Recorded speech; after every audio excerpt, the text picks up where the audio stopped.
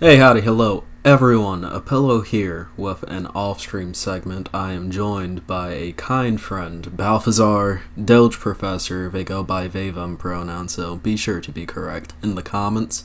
And today they will be serenading us with a lovely, lovely deep dive on some things involving Henry Cavill, The Witcher, and its connection to almost a new version of the alt-right pipeline. But of course, our kind friend here, Balf, today, is more well versed in this than I am, so I'm going to be sitting here playing Tears of the Kingdom while you listen to them. Take it away, Balf. Hello. Um, I am the Balthazar. Uh, I'm. This all started because I just kind of I've been a Witcher fan for a long time now, for like what, since like 2017, and I've 2016, 2017. I think it was 2016 when I finally played through The Witcher 3. Um, and I think, yeah, it came out in 2015, I think. Um, and I've been a part of the Reddit community for a long time and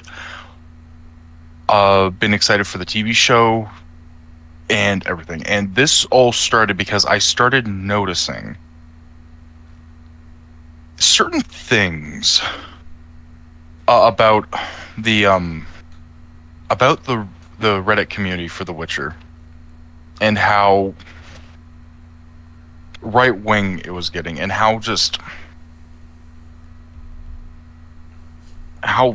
bad it was. Like every single day I would go on Reddit, I would look at The Witcher, and it was just a new person complaining about the TV show in particular. Um and not even like substantial things. It was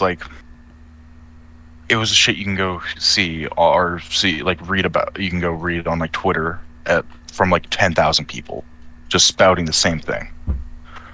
Um and this is observing this over the time, put together I've constructed in my head a sort of timeline theory and idea about what's going on.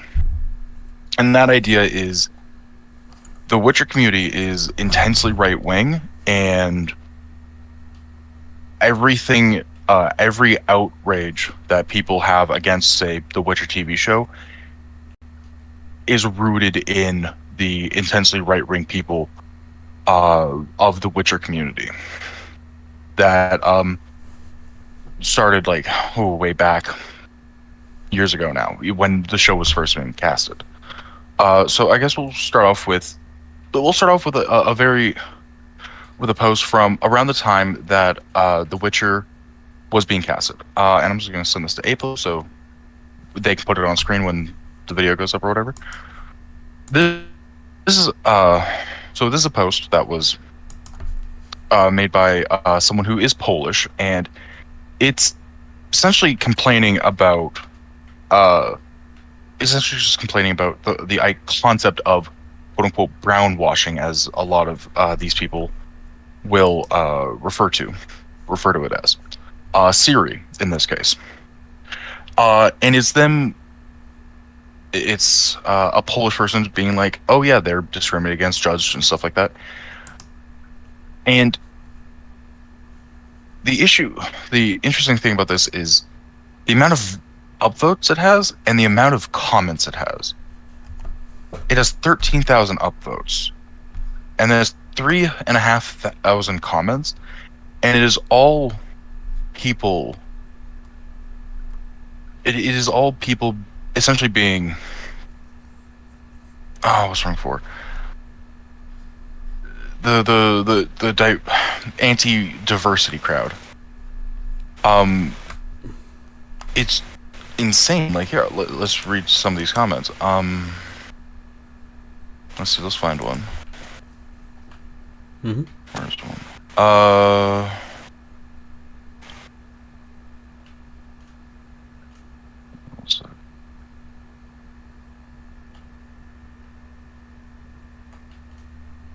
Why couldn't they have just like here's one? Why couldn't they have just made some Zerrikanian OC for the show if they wanted non-whites in it? In the lore of The Witcher, Zerrikania is where um a lot of the POC come from. Well, not a lot of post POC. Particularly like it's the African inspired uh part of the continent in The Witcher.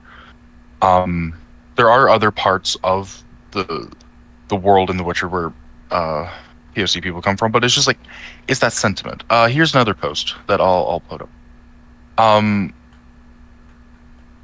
oh man, that's a, oh actually, you know what? This is actually important. This is another post I have that I found.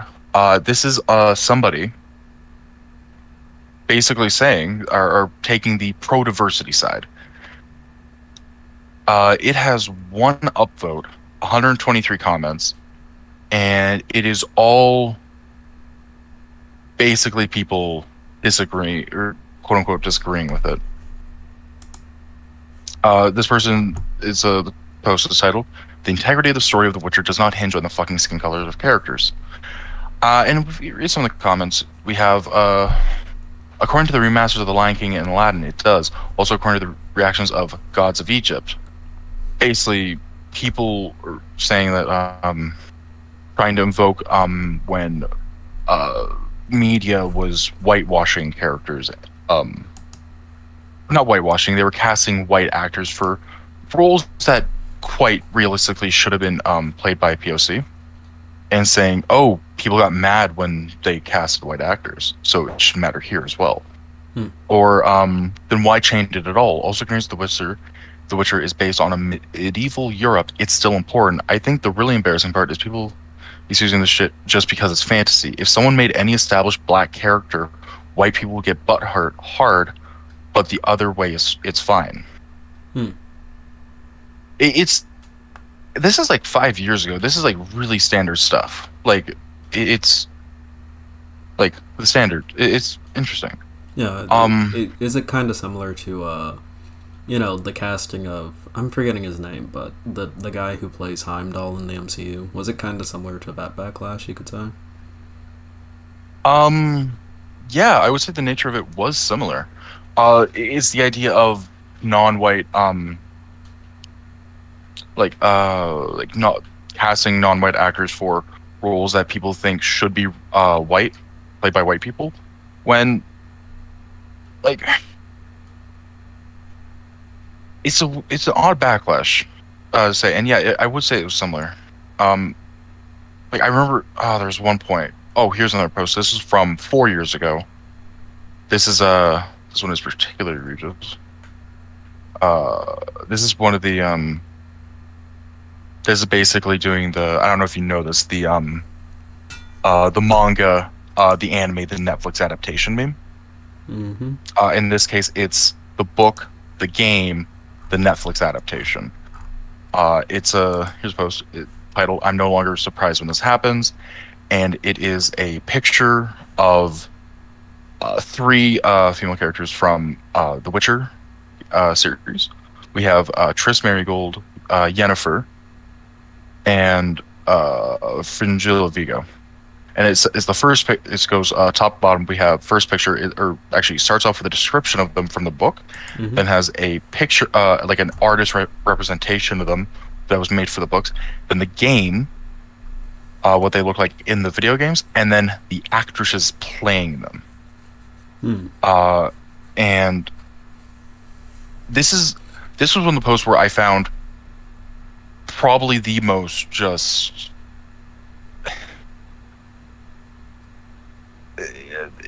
This is really blatant. Like the only they're just complaining about this based off of the skin color of the actress casted. And I remember I was on this post in particular, I found some nuggets that made me realize. And these posts, I did find some not nuggets, just I found how to put this, where claims that we're hearing repeated on and on and on and on by relatively normal people that really that do like normal like random nerds like uh the Stooge, whatever the Stooges of that helped Gamergate, for instance. Gamergate was mainly it was started by it was started on like 4chan by like um insanely bigoted people who did not care for women, and they managed to rope in a bunch of relatively normal gamers by saying, "Oh yeah, we just care about ethics in gaming journals," and that was the thing that was the carrot that got them in. Yeah. And that's something that happens similarly here. In this case, it is the idea that even back then, even back in this part or at this point, before the show was even out, when they were just in the casting stage, people were these racists were saying, "What do you expect? The writers don't read the books." Like this is something that started well before something we'll get to in a bit. We'll get to like it's well before this interview, or a certain interview that happened. But like, let me see if I can find it. Yeah, it's just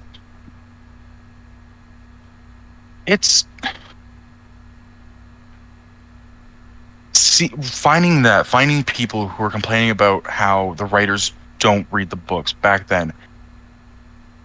Going back researching this, that was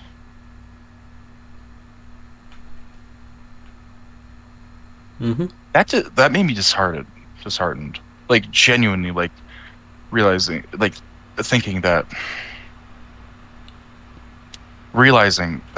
this community that was surrounding a game that I loved. I love The Witcher 3. It's one of my favorite games ever.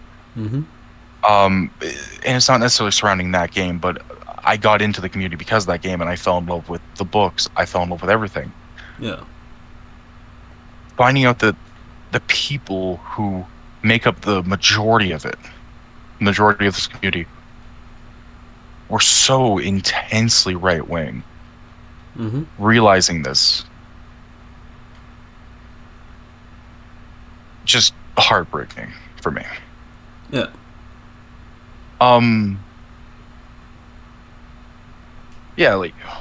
Like here's a comment that has quite a few upvotes. You've got to be kidding me! Those are the real castings, like this kind of shit. Yeah.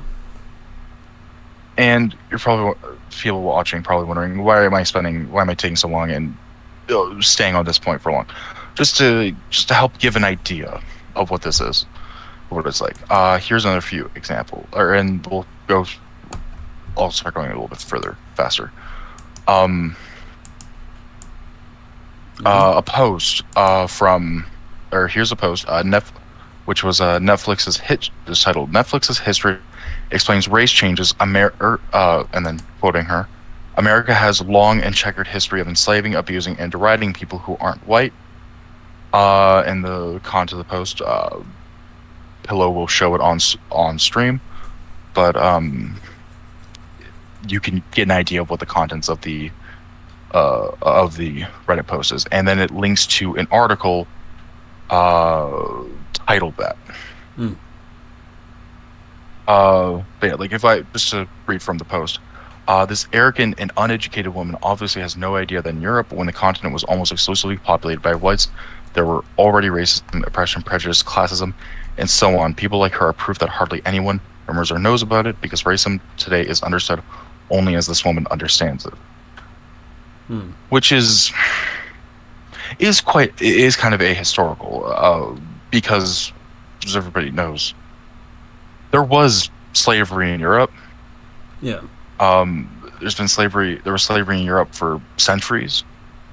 Before Europeans started pioneering African slave trade, they enslaved each other. Yeah.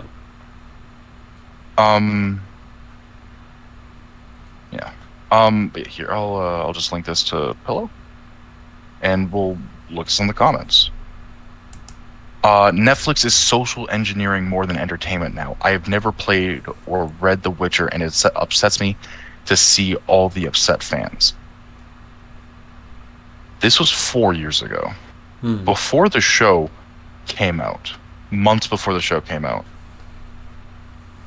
This is the vibe. This is the vibe. This is the vibe of this community. And as you'll notice, it only gets worse over time. Not so much in how loud and proud about it, or like how loud it is about this stuff, but just how much these ideas have been weaved into the foundation of everybody's outrage towards the show. Here's another one: race washing explained by writer. I'm not super knowledgeable of the world of The Witcher, but if they wanted different ethnicities for the sake of diversity, wouldn't it make sense to create a fictional location in the world where they originate? It seems odd to me to just have BAME characters. I'm not sure what that acronym is meant to be. Without any in-universe explanation. Sorry if that sounds sensitive in any way, just my 2 cents. Oh, here's one. This is what I was mentioning earlier about the whole the writers don't read the books thing. There's somebody responding to them. There is such location. Inserting a new one would be shoehorning it in. It's called Zangwabar, but knowing about it would require them to read the books. So this sentiment of the writers reading the books started years and years ago, when they were casting the show, and they were including POC actors. And I remember, I didn't grab this, but I remember when Lauren Hisrich had to come out and say that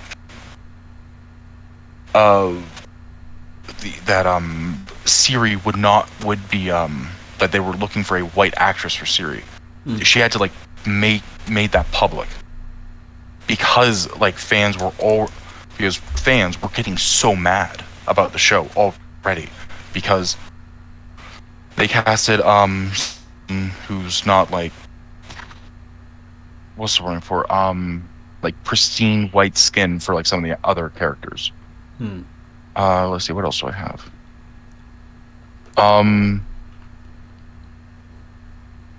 Oh, here's another one. Here's another post that is discussing casting and saying how, and basically essentially saying that it's not a big deal that they're casting non-white actors. This is a smaller post. This is a less popular post, but it illustrates the idea. This post has 18 upvotes and 34 comments.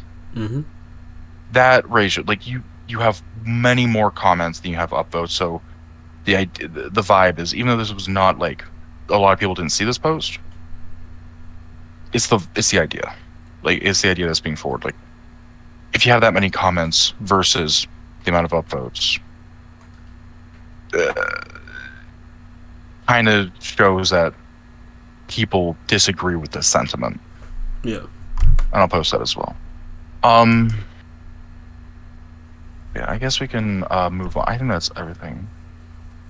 Oh yeah, we can start moving on. We'll start moving on. To some of the more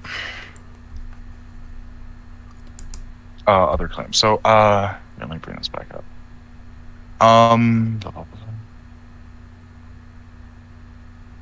Okay, let's move to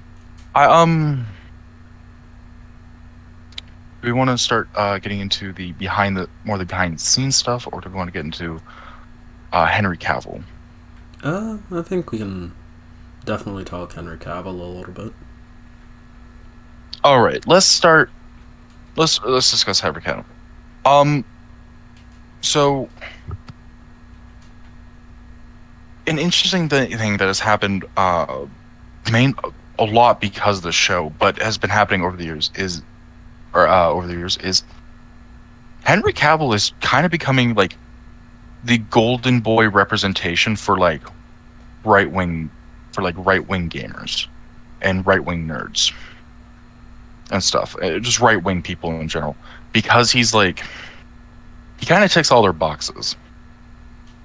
Um, he's tall, he's buff, he's handsome, looks good, works out a lot, is into nerd shit, like Warhammer and The Witcher and all this stuff. He plays video games a lot, Mm-hmm. and also he's kind of weird about women.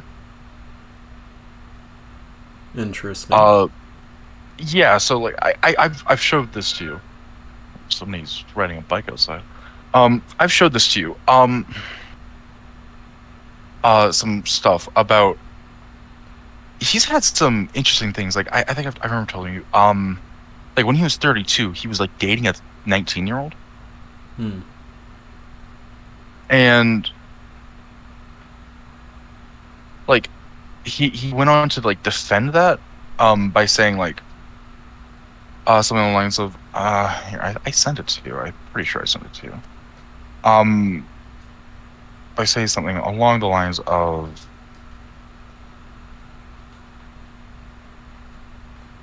yeah, he ends up dating a lot of younger women because they don't have like they don't really have careers yet, so it's like a lot easier to like build your life. Like here, it's tough for anyone to be in a relationship with someone like me. It's tough lifestyle.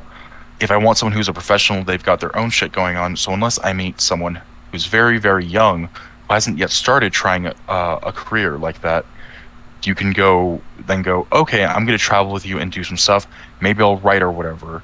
I'll entertain myself to build my own kind of traveling career. Hmm. Which is kind of odd. Yeah. He's basically saying, um, he dates younger women who are in the same profession as him, uh, because it's less work for him to build his life or to work his life like his work his life around them. Yeah. Um, which is interesting. He did say though in that same from where that same quote comes from, he did say that he would be happy to date people his own age. Yeah. So for him, it's more so like I guess you could say a convenience thing almost. Yeah, which is it's just weird. It's just kind of weird thing. Hmm. Like the idea of like, oh yeah, how I feel about this person has no how I feel about this person has like no effect on like whether I want to be with them. What matters is if I can like work my like work my life around them. Yeah. Which I mean I kind of get, but like at the same time, to use that as a defense for dating much younger women than him, like 18, 19-year-old women, it's kind of weird. Yeah. Like people my age. Yeah. And then there was his comments on Me Too, which he did apologize for these, but the apology, I think, was quite frankly not very good. Mm-hmm. Like it was a very it it's reading it I was reminded of the Deep in the Boys, the Deep apologizing for sexually assaulting Starlight and how all the takes like cut need do no take and just doing all that. That's what it reminded me of. Like he didn't. It wasn't a real apology. It sounded like something a fucking lawyer wrote. Yeah. But here's his comments. Uh-huh. This was when prompted about the Me Too movement. Stuff has changed absolutely in terms of men's behavior. It's important to also retain the good things, which are a quality of the past, and get rid of the bad things. There's something wonderful about a man chasing a woman. There's a traditional approach to that, which is nice. I think a woman should be wooed and chased, but maybe I'm old-fashioned for thinking that. It's very difficult to do that if there are certain rules in place.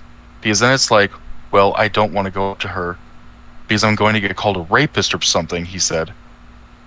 So you're like, forget it. I'm going to call an ex-girlfriend instead, and then just go back to a relationship which never really worked. But it's way safer than casting myself into the fires of hell because I'm someone in the public eye, and if I go and flirt with someone, then who knows what's going to happen.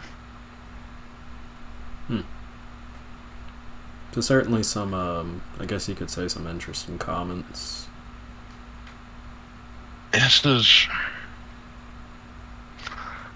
This portrays like a very interesting way of thinking. Yeah. A very interesting way of thinking that is quite weird. Like the thing, like this is what's on your mind when prompted about, like rapists being outed. Yeah. Like, I don't know. Like, I guess the whole woman should be there's something about man chasing woman. I guess that's old fashioned. I guess that's not the issue, but it's just, as I say, it's just when being asked about what you think, your thoughts on Me Too, and then you say that your mind goes to when there's more rules in place, it's hard to be like to like approach women. Yeah. I will say for a second, unrelated, everyone please excuse me for sucking ass at Tears of the Kingdom. It's literally been like a couple of months since I played this game. But do please continue. Yeah. And now I guess I can I'll read the apology now. And a few days later, I think it was, he released an apology. I haven't seen a reaction to an article in particular about my feelings on dating and the Me Too movement. I just want to apologize for any confusion and misunderstanding that this may have created. Insensitivity was absolutely not my intention. In light of this, I would just like to clarify and confirm to all that I have always and will continue to hold women in the highest regard, no matter the type of relationship, whether it be friendship, professional, or significant other. Never would I intend to disrespect in any way, shape, or form. This experience has taught me a valuable lesson as to the context and the nuance of editorial liberties. I look forward to clarifying my position in the future towards a subject that it is so vitally important and in which I wholeheartedly support. So just flatly, this apology fucking sucks. Yeah. Like, I said earlier, it sounds like a lawyer wrote it. It doesn't address at all, like, the weird statements he was making. Yeah, so it's kind of like a YouTuber apology, just without all of the fucking ukuleles. Yeah. Yeah, it's, like, crazy. It also, like, the nature of that apology. If that was him writing that apology out, that depicts like the idea that he doesn't actually think what he said was wrong. Yeah. Because it's not addressing the things that he said. He's like like he doesn't like that's he still thinks like approaching women, it's hard to approach women because if you do, they'll just call you a rapist. Like, that's a weird thought to have. Like, that's a weird thing to believe, and this apology doesn't go against that idea. Yeah, and I would definitely also like to say to anyone watching, that is an extremely unhealthy perspective to take. Don't go into every one of your interactions with the preferred sex, especially if you're like a guy going into a conversation with a lady. A lady sounds a little too ready. A girl. Don't go into one of those conversations thinking like you're immediately gonna get called a rapist. That doesn't happen in real life. Yeah, like the same fucking XCOM. You don't have to be like in your head calculating what the best angle of attack is. Yeah, like just treat people like people, and you will not get weird responses unless that person is genuinely in of themselves not okay. Yeah. Yeah. Yeah. Um. Yeah. Um. Yeah. That's about all the weird stuff. I remember there was What was it? There was I'll bring this up just to say that, just to I'll bring this up just why I'll bring it up to explain why I'm not focusing on it. Yeah. There was like a leaked transcript of oh, what was it? There was a leaked transcript from like a podcast called, I think it was Do You? I think it's called. I've never heard of this podcast, by the way. Mm-hmm. Where the transcript, like, it was from an anonymous source that was alleged that Henry Cavill was like undermining women on the set of The Witcher. Mm-hmm. I considering I haven't seen like there's nobody involved, nobody on the side, nobody Henry Cavill or anybody on set has come out to say whether or not there's any veracity to these claims. I'm inclined to believe that it might be that it might be fabricated. Mm. Like, and it, like, if it is, uh, if it isn't, it supports it supports me, in my position. But frankly, I don't care.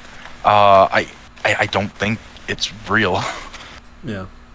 It sounds like some really generic, like really weird generic stuff, and I think it might have been fabricated by the podcast to like get clicks or something. Yeah. Although moving into Henry Cavill, this also it's a good point to move us into the behind the scenes stuff, the quote unquote behind the scenes stuff. Mm-hmm. I guess we'll start with there's been a claim, or there's been the idea that I'll do that in a minute. So I brought it up earlier. The claim, or an article that alleges that the writers of The Witcher hate the source material. Yeah. They don't read it and they hate it. Which is definitely a weird claim to have and make. Yeah, it's a claim. It's a claim solely based off of the fact that season 2 took some divergences from the source material. Yeah. So basically, like, oh, you changed it a little bit, so you don't really have respect for the story. Even though, I mean, in my personal opinion, it wasn't a little bit. It was a lot of changes, but Oh. Well, it was a lot of changes, but it's still the idea. Yeah. It's mainly spurred on like, oh, they haven't read the books. They're just making their own show at this point. When you would have to read the books to stay faithful up to that point. Yeah, and like season 1 was very faithful, very faithful. There was some stuff that changed, but not much. And with season 2, like I managed to track down a list of the changes between the book and the season, and it's not like exactly what happens in the book. A lot of season 2, from what I gather from the list of the changes, it wasn't exactly unfaithful. It was just different. Yeah. A lot of it. But this is an article that this came from an interview that, like, quite frankly, literally had nothing to do with The Witcher. This came from an article about the guy being interviewed for X-Men '97. It's wild.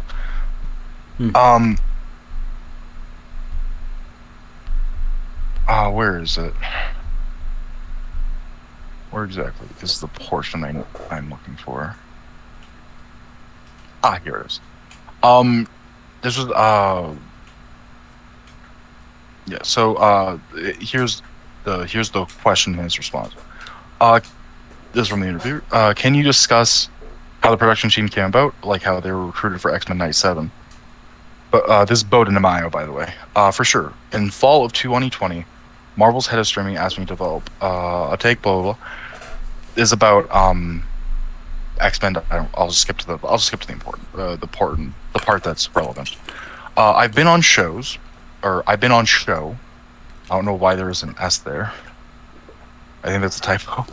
Namely Witcher, where some of the writers were not or actively disliked the books and games, even actively mocking the source material. It's a recipe for disaster and bad morale. Fandom, as a litmus test, checks egos and makes all the long nights worth it. You have to respect the work before you're allowed to add to its legacy. So, let's break this down. He is he is name checking Witcher, or he is name checking the Witcher. He's not what he's saying. Like, firstly, it's not isolated.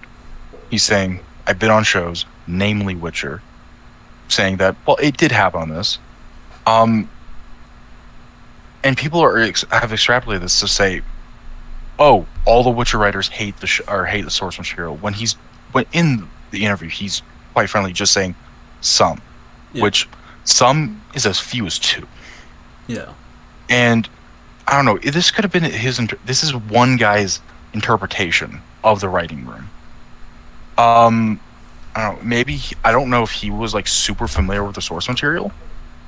He might not have been actually, because I remember. What was it? I remember reading Lauren Hissrich specifically said that when it came to writers, she wanted to have like a mixture of people who were familiar with the source material and not super familiar with the source material. He might have been one of the writers not super familiar. And I don't know about this, but when you like something, people who people making jokes about the source material, making jokes about something you like, can often appear as mocking to people who aren't like super aware. This is I will say this is speculation though. This is my speculation, my interpretation of what's going on. And also, I will say this is his idea that if you're writing something or if you're making something that's in a pre-existing fandom or pre-existing not fandom, pre-existing like IP or whatever, that you have to be or that you should be a fan to like add to its legacy. Huh? I dislike that. Frank, I think that's a bad way of writing. Yeah. Of just writing shows, writing games, writing anything. Yeah. Because there are going to be times where if you get honestly, you want a mixture of big fans of the material and people who are they're good, they're solid writers, but they're not super familiar with it and they're not necessarily fans. And the reason you want the fans is because the fans are going to be the passion, and the people who are not super familiar with it, they're going to bring the balance. They're gonna temper that passion. Yeah, it's kind of like because the Last of Us HBO series. Like Craig Mazin wasn't necessarily a fan of the games, but he still made the series phenomenally despite not being a fan of the games. And I've heard that series is very, very good. I still haven't seen it because I only recently got access to HBO and I'm still catching up on shows. I definitely recommend The Last of Us. It's phenomenal. Episode 3 will make you cry like a fucking baby. Okay, I'll finish that. I'll watch that after I finish Doom Patrol up. Sweet. Also, fantastic show. Love it. My favorite superhero show ever. Nice. It's so weird. It's great. But yeah, like the reason you want to have this the super fans and the not super fans, because they'll temper it, and because like there's the fans, the big fans they're gonna end up writing stuff that, quite frankly, will only make sense to fans. Like, there are a lot of times where I've been talking to people who are like a little bit less of a fan of something than me, or like not like as big a fan of me, and I'm talking about something like, oh my god, this is so amazing, this is so cool, and they're like, what? they don't get it because like they're not familiar with the material, or like, and yeah, when I'm writing a TV show that's gonna be on Netflix, it ain't just gonna be fans that watches it. There's gonna be people that come in, and it's gonna have to make sense to them. like this interview started. I know for a fact all the right wingers who were complaining about the writers not reading the books all the way back in 2018, complaining about that, saying, or because they're casting brown people in roles, complaining about that. This was this was fantastic fuel for them. Yeah. This was gasoline. This was gas for them, because they could spread this around all over the place and saying and slightly changing it a little bit each time they spread it around, to eventually get to the point where now when you just talk to a random person on Twitter, or you see you see a post about like Liam Hemsworth talking about oh yeah, I'm working out really hard and I'm reading the books. You'll see people like quote tweeting it in the comments, being like, "Oh man, that's what got the last guy fired," or like, "Oh, don't do that. The writers don't read the books either, or the writers don't read the books, so you're probably just going to get fired." Stuff like that. Yeah. That's like the idea, like writers have not read the books. But I'm like, I don't know how you could not read like at least some of the books. Like you had to read. The writers had to read the books to make the first season. Yeah, and to be sure, they're going off of like the folklore and the books, not the video game version of The Witcher's events. Yeah, well, the video games based off of the books. Sort of. They're actually set after the books. Interesting. Yeah. Although I think a lot of The Witcher 3 was inspired by a lot of the books. By a lot of like was basically like inspired by like I think one of the books. It was like had to do with a lot of the books, like basically adapting it, even though it's set after it. It's weird, you know. They're set after the books, but they're also extremely faithful. By the way, people who like say like, oh yeah, they're like 90% faithful. There's like 10% they change stuff.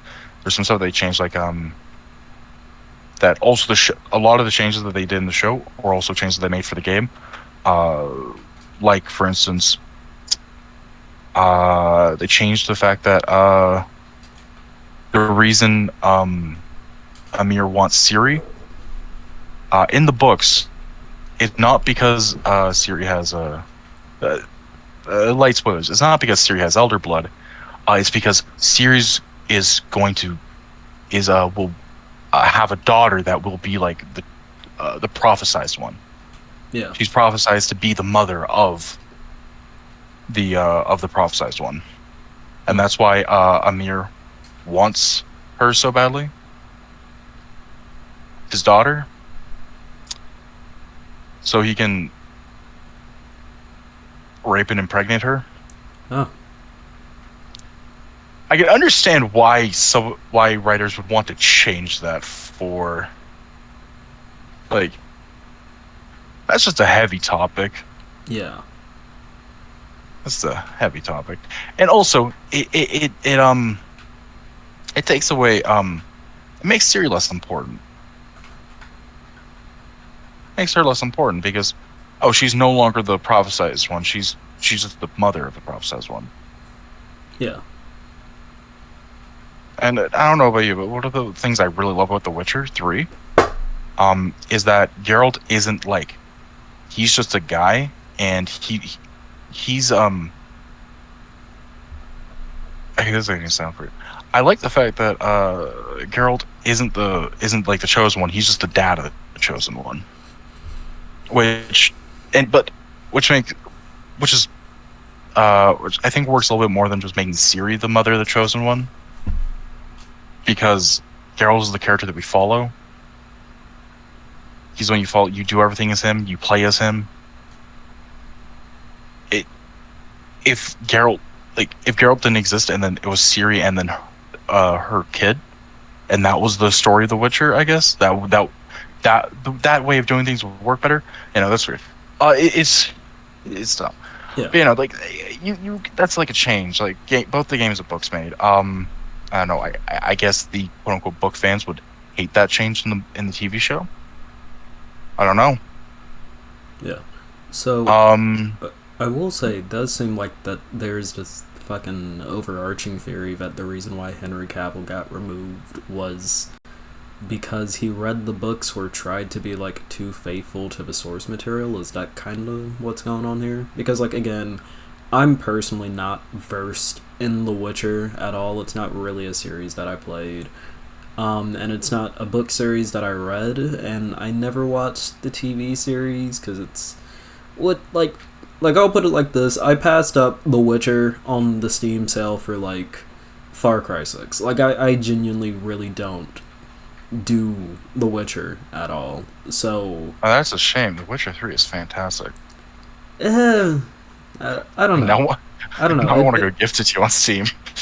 You don't have to. How much? You really don't have to. Please, I will I, not get around to it. I'll put it like that. It will take me a while like, to get around to it. I bought Elden Ring and Far Cry 6. I'm good on games for like a while.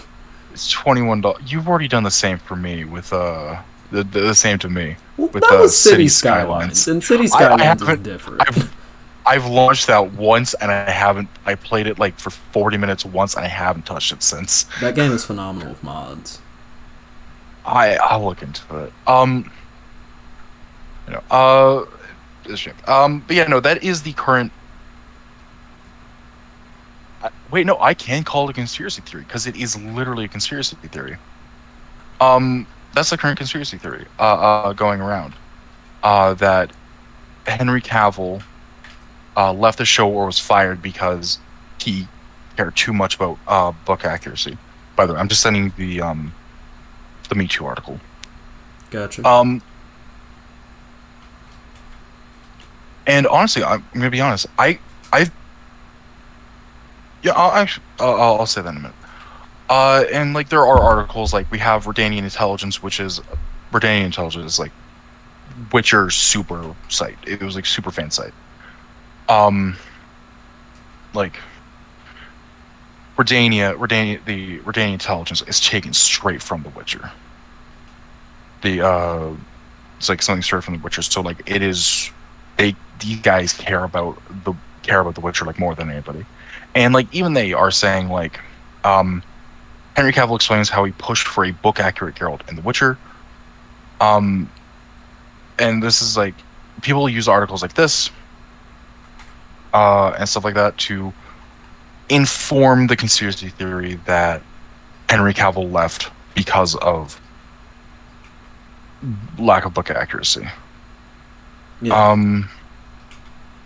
Which I've found quite interesting because even back, so even all the way back, like after season 2 wrapped filming, he was still saying that he's absolutely committed to the 7-year plan. Yeah. That Lauren Hissrich had, and people say season 2 was the one that was like the really bad one. That was the one that wasn't book accurate at all. They wrote their entire story. When I've looked at a list of changes, and the guy who compiled the list of changes literally said, "Yeah, most of the episodes were like a little bit different than the books, and like the only thing that was like completely new was like the last 2 episodes. Like that was the only thing that was like completely made up by the show by the show team." But like even back in November, Henry Cavill was saying that he's absolutely committed to the 7-year plan for the show. So like, was filming for season 2 that bad? Like, what is this as like? This just makes me think: is season 2 really as bad as these people are saying? Yeah. They're constantly repeating. Season 2 doesn't follow the books at all. It's just some made up bullshit made by a fucking feminist writer. I'm getting a little hyperbolic, but you get the idea. And because of season 2 and stuff, like, also like, oh man, and I guess now would be a good time to get into like the sexism against Lauren Hissrich. All right. And like how and that a lot of Witcher fans have. So like, this is a pretty infamous Reddit post that I found, or that was I found one time. Called "Why is Lauren Hissrich still in charge of The Witcher?" I'm just gonna cut to what their thesis point in this little post is. Fire Lauren, beg Henry to come back, get a new showrunner who's better and honestly maybe a dude, and I might start to like the show again. So basically, crack. Yeah. Crack and coke. And there was people. Yeah, and there were people in the comments being like, "Oh, it has something to do with the fact that she's a woman," blah blah. And there was some people like there was one that was basically like failing up, like saying that she's failing up. It's just like they do like the more normie fans do start to push back a bit on it because, well, they're not as right wing as the people who have like roped them in to into this shit. Yeah. But like, it's still got like 168 upvotes. 168 people agreed with this post. And like, it is a common belief that like, they should just get rid of Lauren because she doesn't give a shit about the show. Henry was the one who fought for years to get the show made. When Lauren Hissrich was the one who fought to get the show made. Like, Henry Cavill only came in during the casting process. Yeah. Because he's an actor, not the person who wrote the show and pitched it and whatnot. Yeah, like, it was really great. Like, Lauren Hissrich loved getting Henry because, like, quite frankly, he loves the material. He loved the materials, and he was like a big name actor, and he loved the material so much that he was willing to take like a significant pay cut. Yeah, and you could almost say that this was like the ultimate, like not the ultimate loving the series move, but a move that almost shows that she did have an interest in The Witcher by hiring an actor who actually liked the series and not just due to like personal bias. Yeah, like, and like, to be honest, the fact that Henry was willing to take such a big pay cut is probably why we got a person my favorite cast in the show, Joey Beatty. He plays Yaskier. He's fucking fantastic. He's perfect. And he's also the subject of some other right-wing drivel that the community is espousing later or more recently. But yeah, no, it's like crazy to me. Like, this woman, she fought, or she like was the one to like get the show off the ground. It's like, she's not just the showrunner, she's the show creator. Like, it's wild to me. And like, even the people who like still hate Lauren, who still like hate Lauren because blah blah, she doesn't read the books or whatever. If you look at what they say, it is so deeply steeped in like misogynist ways of thinking. Yeah.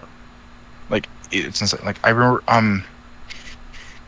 you can just look up like r/Witcher Lauren Hissrich, and you'll see like posts. Like, there's one, it was like a meme picture about actually like some dumb bro, like how Henry's gifting her the books. He's like, "Oh, I have a present for you." She opens it, it's the books, and she's getting really mad earlier, and she's like, stuff like, I don't know. Yeah. It's Lauren it's weird. was the showrunner for the first season, right? Yep. Yeah. Yep. So, she was. So basically, she went from being like the great god who gifted us season 1 to like the devil. Yeah. Basically, once season 2 dropped. And I think I think part of that has to do with the fact that season 2, like, it was more different than it was more different from the book than season 1 was, and the right wing fans were able to leverage that really easily because it was different. It was kind of weird in some spots. Overall, I liked it. I overall liked season 2. Like, yeah, like there was some spots where it was like kind of lackluster, and the right wing fans, they just leveraged that into what the the Gestalt currently is. Yeah. It's incredible. But one thing I will say, also here's the 7. I'll just send you the 7-year plan article as well. And the Redanian intelligence article I was talking about. So you can show them. I will say, I will fully admit, if we had made this, how many days ago? Yeah, if we had made this a week earlier, this section of the video would be a lot weaker than it was, or than what this information makes it. Yeah. This article is titled "The Witcher's Anya Charlatra addresses rumors behind Henry Cavill's Geralt's exit." And if I can find the quote, yes. Since the news was announced, speculation has been rife that maybe it was down to a disagreement between with showrunner Lauren Schmidt-Hisrich. Some said the pair clashed on how faithful the series was to Andrzej Sapkowski's novels. Charlatra has dismissed the rumor. In an interview with The Telegraph, the actress shook her head when asked about the misalignment between Hisrich and Cavill's views on the adaptation, responding, "When we are all on set, we're dedicated to playing these characters and bring them to life in the best way, and that is exactly what I felt every day from Henry." Interesting. This is the co-star. This is not the co-star. She's starring in the show right alongside him. She's up there with him every day. She's playing the second most important woman in the entire show. Yeah. And she has to do very intimate scenes with Henry. She would probably get the vibe. She'd probably be able to sense the vibe. And so her just coming out and saying that Henry was committed to bringing to life, no matter what. Yeah. Really does not tell me that he left because they weren't faithful to the books. Like, and even then, like, a lot of the stuff is just different from the books. Like, it's not even like, oh, it didn't happen. It just happened in a different way, or some things are slightly different. Usually, and like, I looked at the changes. A lot of the times, things were a little bit different just to make the story more interesting. Yeah. Because when you're adapting something from a book, something that might be more interesting from a novel, can it end up being really fucking boring on screen, I'm assuming? Yeah, like, if I remember correctly, I think Yennefer is barely in Blood of Elves, or which is I think the book they adapted from. Yeah, like she's here, one sec. Mm-hmm. Yennefer never considers well. Yennefer is not called out. So in the book, Yennefer is blinded after Sodden, or following Sodden after taking a fireball, and then spends lots of time in recovery. Yeah. So she's laying in bed. If they just went 1-to-1 with the book, she'd be laying in bed for most of the season. Yeah, which is extremely boring. Yeah, and not fun for the actress. Yeah. And kind of a waste of money too if you're a showrunner. You know, paying someone like hundreds of thousands, if not millions of dollars just to lay in a bed and deliver a few lines. Yeah, it's fucking ridiculous. But yeah, it's just like, and we're like, it does not seem like he left because of this, because of it being unfaithful to the books or whatever. Personally, my personal theory is he left because at around the time of season 3 filming ending, he was basically being told over and over and over again that he's gonna be able to be Superman again. Yeah. He was basically told it was a guaranteed thing. Yeah. So he basically, like, he thought he was gonna get a bigger role. Yeah, and he was also probably told at the same time, okay, yeah, if you want to be Superman again, though, you're gonna have to leave whatever you're currently working on, because that's like a big time sink at the moment. Yeah. You're gonna need to free up your schedule because you're gonna be Superman a lot. And then like I'm pretty sure, what's his James Gunn saying to Henry Cavill, sorry, there's no place for you in what we're making. Yeah. That was probably a big gut to the punch, like a big shocking gut to the punch, because it really just makes it seem like Henry Cavill just took a risk and it did not pan out. Yeah. Which, you know what, fucking sucks. It sucks. It's not a good. It's something that's not good. It's like it feels bad. But at the same time, it's not what everybody is saying. Yeah. And also, I remember at the time that Henry Cavill leaving, people were like, "Why would he leave to go play Superman? Why would he? It's not that like big of a deal." It just confused me. Did they hear themselves? They were saying being Superman is not a big deal. Yeah. Like, it's Superman. Everybody knows who Superman is. Yeah.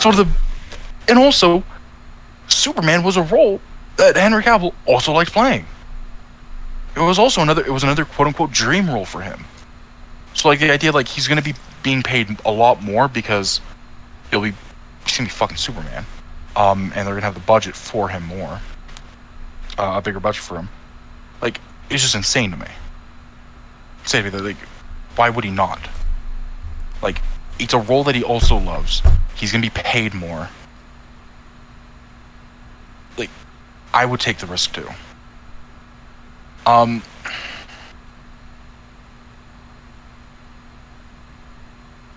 But yeah, it's just.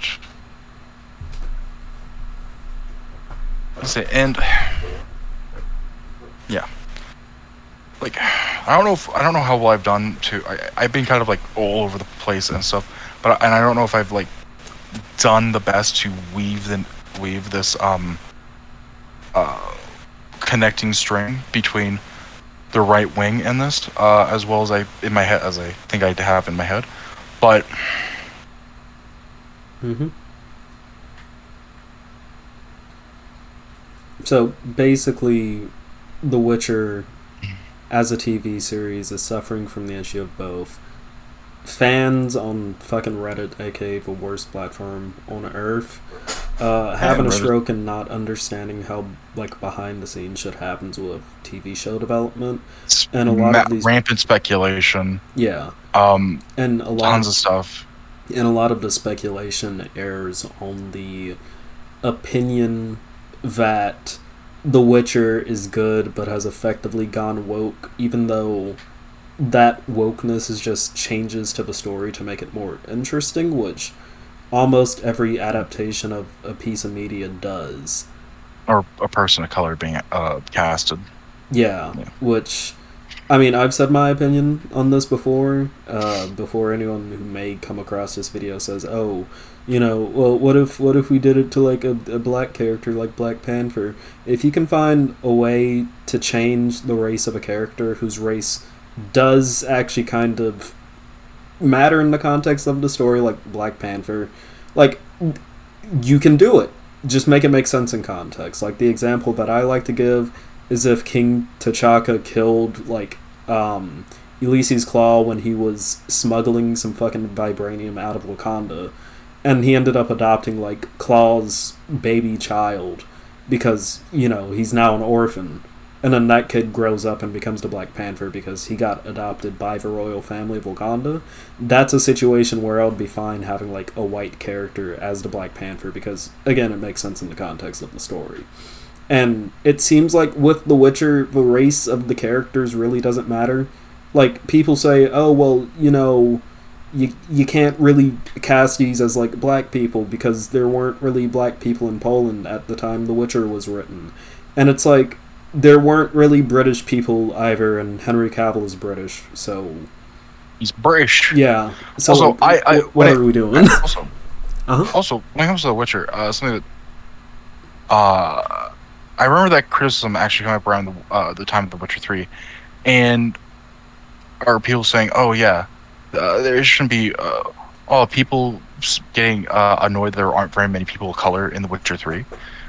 It's like, oh, the game is set in Poland. There wasn't many people of color around that time, in the medieval times, and I'm like, okay, looking at real life, maybe it doesn't make sense, or maybe it makes sense for there to be no people of color.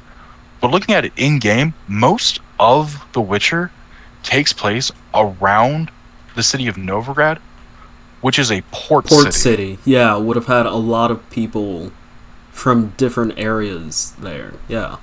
And they addressed this in the first DLC, Hearts of Stone, where they introduced quite a few characters from Ophir, which is basically the Middle East. Yeah. Or is like, yeah, it's like Afghanistan or whatever. No, I think it's Arabia. It's meant to be Arabia, I believe. Yeah, no, it's like, clearly the developers realized, oh yeah, there should be a lot more POC people here, like in the story and stuff, because it's a fucking port city. Yeah. And like, yeah, it's a port city, and like, the other part that place that takes place in game is Skellige, which is an island, is a collection of islands that people trade between. I don't know, it's ridiculous, and like, I don't know, like, people of color being included in like the rest of The Witcher just doesn't, I don't know, it just doesn't really change anything for me. Yeah. Because, I mean, like, if it doesn't change the context of the story in any meaningful sense, I don't see why people should care. Mm-hmm. Yeah. Like, people say, oh, if it doesn't matter, then why change it? I don't know, why not? Why not? Yeah. Yeah, exactly. That's the thing about it, too, whenever someone says that to, like, me. Like, if it doesn't matter, then why change it? Why not? Why do you care so much? Like, it could just be a situation of, oh, this person's a good actor, why don't we just cast them? It sounds like always, it's like, yeah, like Idris Elba, fantastic fucking actor. Yeah, he was almost James Bond. Yeah, and he would have made a great James Bond. Yeah, but people being super fucking racist about him, like taking over him wanting, or maybe being James Bond, completely soured the role for him. To the point where he doesn't want anything to do with it ever. Yeah. Yeah, I don't know. It's just fucking ridiculous. Also, I think a good point to end on would be this post that I found out because of a Pillar of Garbage video that like was talking about this. I sent the video to you as well. And this post that was covered in that video is titled "Yaskier shouldn't be bisexual." Interesting. I'll just read the post. I want to start out by saying this is not some queerphobic get the gays out of my face nonsense, nor book accuracy fanatical complaint. My problem with the Yaskier being bisexual is that it moves from ally to part of the minority. Whether you've read the books, played the games, or both, Dandelion is essentially the only non-magic, straight human man who's his consistent ally to every kind of person in the Witcher universe throughout the entire series. Dandelion doesn't care about your race, your magical talents, your mutations, sexuality, cross-dressing, whatever. All he cares about is if your heart is in the right place or if something else is in the right place if he's taking you to bed. Yeah. For anyone who is queer or a person of color, we're all we're all aware of how important it is to have allies. Minority groups have always found allies to turn to our causes. Dandelion is the embodiment of that ally, a human man with all the privilege that brings him, and he consistently turns it down to do right by others. I believe that the aspect of this character is diminished somewhat if you make him a part of the minority group. It changes him from a man who helps purely because he knows it is right to a man who helps because he has a deep personal understanding of being discriminated against for being who he is. Obviously, both those things are just as important and noble as each other, but again, given that Dandelion is one of the very few people with all the privilege and no desire to abuse it, I'm slightly disappointed that Yaskier won't get to embody the same kind of allyship. I will say that I'm not certain how queerness is perceived in Netflix's Witch universe. We have seen a fair amount of gay things now. Okay. But given that TV always reflects our own world back at us, and we share or re-reflect our experiences of the world onto TV, Yaskier being bisexual prevents me with much the same problem, regardless of whether Netflix decided that queerness is accepted in their Witcher universe or not. This post was made 7 days ago in response to season 3. Interesting. I will agree this person is not coming From a place of malice. From place of malice, but I don't know. Maybe linked to Pillar of Garbage video. The video about this because it deals more about the nature of this. It's just this post. It's like this is like where the community is at this point. These ideas, like even if this person has no malice behind it, the people in the comments maybe have malice. Like I know Pillar Garbage, they singled out a couple comments where it's like saying it's homophobic to make him bisexual. Yeah. It was ridiculous. I don't know.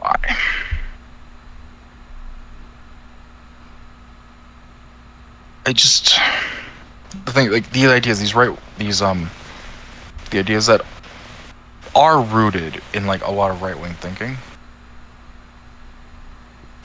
Maybe not the original poster, but like going all the way back to 5 years ago when they were just casting the show.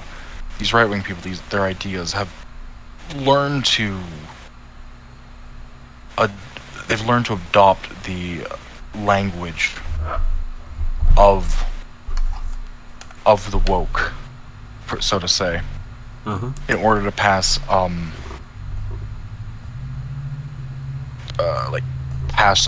their ideas, like as like reasonable ones. Yeah. And like maybe that person in particular, but it's emblematic. Like there's nothing wrong with making Yaskier bisexual, in my opinion. Yeah. There was, frankly, it makes more sense that he would be than the fact that he isn't. You don't know about Yaskier. Yaskier is a bard who goes around sleeping with lots of people, and he is very free, very open, and very queer coded. Like he's very like even though he's only ever been like portrayed as straight, he's very definitely queer coded. He approaches romance in a very like queer way, like a very pansexual polyamorous way. I heard the what was it, Joey Beatty described it as, oh, he just falls in love with everybody that he meets. Yeah. So I don't know about you, I know quite a few bi people who fall in love with just about everybody they meet. I am a bi person. I actually do not do that. I'm very selective. Oh, okay. Yeah, I don't know. I've known some who are like that though. Yeah. Including myself. I don't like making choices, okay? Making choices is scary. You know, I don't know. It's just I was like, this is 4.2 thousand upvotes, very little comments. Like this is like a very everybody agrees with this. Yeah. And like again, like there's probably a good point where to link the Pillar of Garbage video that goes more in depth with these ideas, because quite frankly, I'm not eloquent enough to properly portray them or properly like represent them. Yeah. It's just another drop in the bucket at this point. It's another grain of straw on the camel's back. Like, it's just another point. I'm so disappointed that the community for so long has been rooted in these right-wing ideas, and they've morphed and combined and transformed into quote-unquote reasonable talking points that people can like get behind. Yeah. Yeah. Man, I just want to be able to watch the fucking show. Yeah.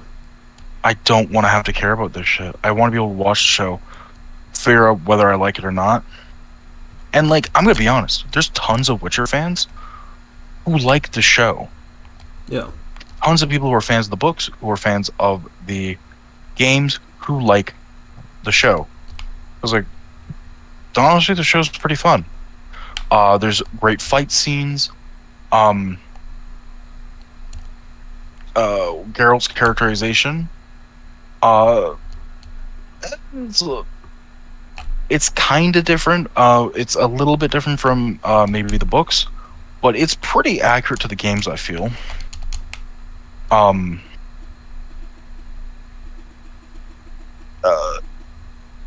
Geralt in the games is I would say is kind of the one to. Well, he does talk quite a bit. He's kind of the one to maybe sit back, relax, or sit back and wait a minute before responding. Mm-hmm. Yeah, I don't know. It's just, yeah. I hate the culture war. I do too. I'm not able to sit back, watch a show, and see what other people think about it, see if they think it's good or not. Because if I do, I'll just see, if I look up like a review of The Witcher, I'll just find somebody being like, oh, it's just fucking woke shit. Or if I look up any news, it'll be the most hyperbolized shit, like, oh, Henry Cavill left because the writers fucking hate the show, hate the books, and think they can do better than Sapkowski. Or Sapkowski hates the show, proves it's bad, which, by the way, is really funny because Sapkowski literally just hates every single adaptation of his work. Yeah, the games he's one of included. those artists, I guess you could say. He's one of those writers. Yeah. He hated the original adaptation of the show. He hates the games. He doesn't like anything. Yeah. That he didn't write. Which honestly based. Yeah, I don't know. He's kind of an asshole though. He's kind of a piece of shit though. Oh, fucking sounds like it. Oh yeah, no, like when he sold the rights for the game rights so they can make the games, he was like, he's like, they were like CD Projekt was like, hey, you know, this has the possibility to like be really popular and make a lot of money. He's like, no, it doesn't. Damn. No, it won't. And then years later, when The Witcher 3 ended up becoming the biggest fucking game ever, like the most well-respected, critically acclaimed game ever, the considered the Watchmen of video games. Yeah. He sued CD Projekt. Jesus. Because they quote misled him on how profitable this would be. Oh, so he definitely is an asshole. Yeah, when like he chose to take the lump sum payment. Mm. It's ridiculous. Yeah, I don't know. Maybe that's a good note to end the video on. Yeah. Which is perfect, because I just finished this round of Splatoon I was in. Oh, you're playing Splatoon now? Uh-huh. Okay. Well. Indeed. So do you have to do like a little outro or something? Yeah, I will. Okay, I'll mute myself. With that being said, thank you all for watching. I think this was a very illuminating conversation. Definitely more of an explanation from you than a conversation, since you were more versed on this topic, but I certainly do still appreciate it. That was kind of a ramble. Yeah, that's fine. We ramble occasionally. With that being said, everyone, if you like this video, make sure to like, subscribe, hit that bell icon, join the Discord down below so that you can argue with me or simply talk and hang out with people. Also, follow me on Threads, link down below. And Balf, do you have anything you want to plug? I'm fine being unknown. That's fair. That is fair. With that being said, I love you all, and I'll see you on the next video. Peace. Gotta hit the stop recording button.